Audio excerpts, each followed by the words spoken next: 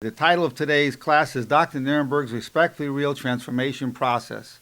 Dr. Nerenberg's Respectfully Real Transformation Process, Part 2. We already talked about the transformation process with respect to celebrities. In fact, later today, we'll see an interview when I'm on a show concerning lifestyles with Tom and Sonia. It's a radio show. And we videotaped it, so we'll be talking about different celebrities there and how this process applies there.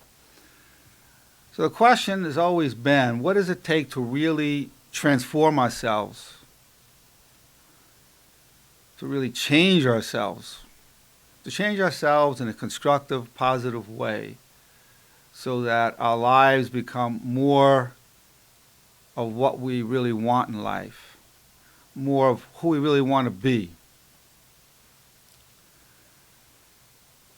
Just a desire to improve ourselves is praiseworthy. Just if a person has a desire to say, I want to improve in these ways, I want to be more understanding, more compassionate, a better listener, I want to be stronger, I want to be slimmer, I want to be healthier.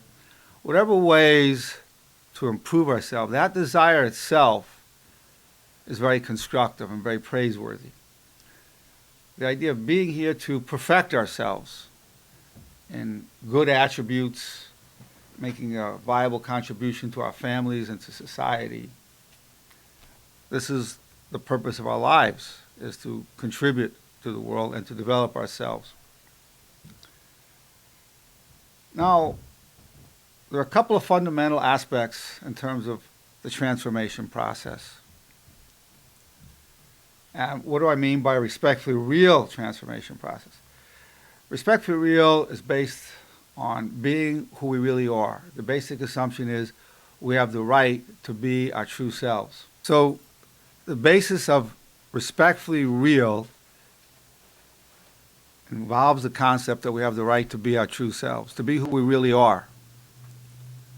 And most people have never had anyone tell them, you have the right to be your true self. You have the right to be your real self, as long as the expression of the true self is done in a respectfully real manner, with kindness, wisdom, and respect of boundaries. So the whole system is based on that, the right to be who we are, as long as we're not hurting others with that expression of self. Now, the basis for a constructive inner person is having respectfully real thoughts. We're going to talk about how to create respectfully real thoughts. So as your thoughts become more constructive and more positive, then your expression will be a very genuine expression of yourself without hurting anybody. There are a couple of fundamental aspects towards the transformation process. One, a person has to claim his or her spiritual identity. Spiritual identity in terms of what are your highest values. For many, what is your belief in God? Now, for most of us who have a belief in God, then there's a question, how do you know what His will is? Well, we have scriptures. A Christian will look to the New Testament. A Jewish person will look to the Old Testament, the Torah. So says how to be. And there's quite a bit of agreement. Quite a bit of agreement in terms of showing love to one another, forgiving one another, not judging each other. Very universal spiritual teachings throughout all religions. So we want to create thoughts that are consistent with these teachings. And that brings us to the idea of identity. Practically nobody knows who he or she really is. They say, I want to be myself.